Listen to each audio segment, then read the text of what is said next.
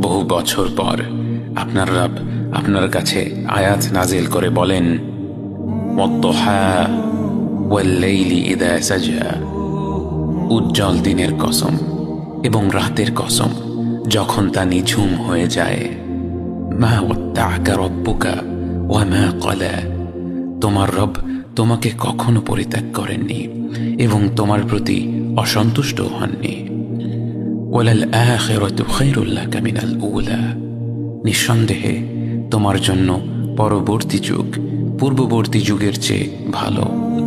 ওয়ালাসাউফা ইউ'তিকা রাব্বুকা ফাতারদা, আর শীঘ্রই তোমার রব তোমাকে এত দেবেন যে তুমি খুশি হয়ে যাবে। আলাম ইয়াজিদকা ইয়াতীমান ফাআওয়া, তিনি কি তোমাকে এতিম হিসেবে পাননি তারপর তোমাকে আশ্রয় দেননি?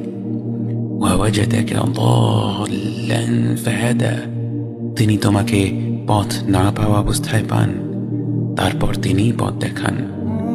ওয়াওয়াজাদাকা আইলান ফাআগনা, তিনি তোমাকে নিঃস্ব অবস্থায় পান তারপর তোমাকে ধনী করেন।